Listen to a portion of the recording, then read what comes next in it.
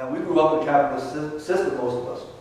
And we can see the benefits of it. It produces various things. It gives opportunity, those kind of things. But the downside is that it also can play to this negative aspect of our psyche, the greed aspect.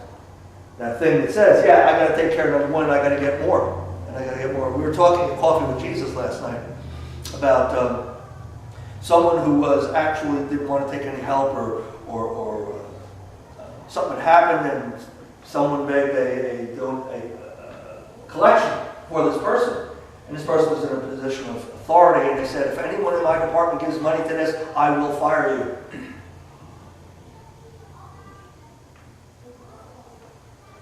I said that this person, they're so focused on this stuff that this is what it's all about. They don't want to take help from anybody because that's a sign of weakness.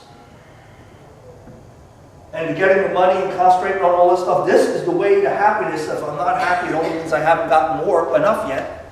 So I need to go harder and maybe push more people aside to get it. And what happens is our humanity ends up suffering.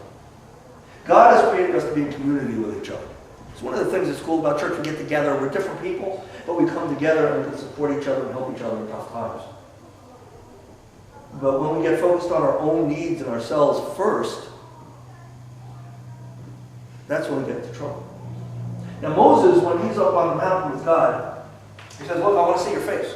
God says, well, you can't see my face, because nobody can see my face and live. But because you have found favor in my eyes. How did he find favor? He did the things that God asked.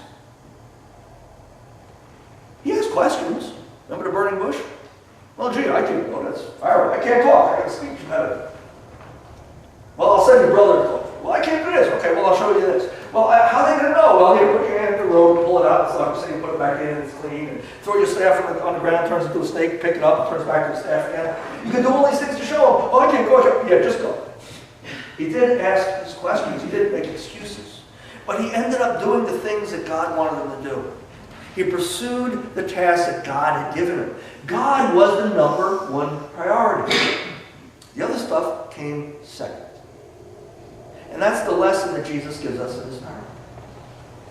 Yes, there are secular things that we need to deal with. Money is necessary. Especially in a society like this. You cannot live without money. You got to pay rent, you got to pay taxes, you got to buy food.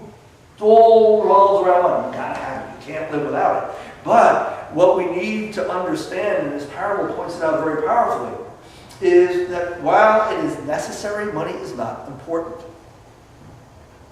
We have to learn how to make that distinction.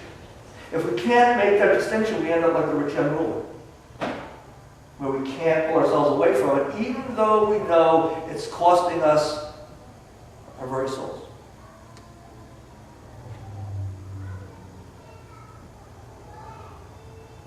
The idea of tithing, which started back in Exodus, was about putting God first. In a very real, tactile way. That what you have, you give a portion to God, and you give it to God first. And then you take care of the other stuff after. It was funny, I was at the annual conference several years ago, and they were ramping up to one of the offerings that they have for one of the causes. I don't know what the cause was now, but I do remember the young lady who gave the offertory invitation. She said a bunch of stuff, then she said, it's funny. When I pay my bills first, somehow I can't find any money to give to God. But when I pay God first, somehow my bills get paid anyway. When we put other things in front of God, we cheat ourselves. As I said to the kids, we were created in the image of God. We were created by God. And we were created for companionship with God. And seeking after that should be our first priority. Seeking after that must be our first priority. If we are to realize our full worth is what it means to be a human being. Let's pray. Lord God, we give you thanks that you do indeed give us tasks to do, that you love us and care for us even when we're lousy and miserable to each other, and even when we're miserable to you, you still love us. God, we can't really understand that. But some of the things we can understand are some of the things that you taught us in the person of Jesus Christ. And that is that we are to love each other, to love you, and to put the things of your concern in front of everything else. So God,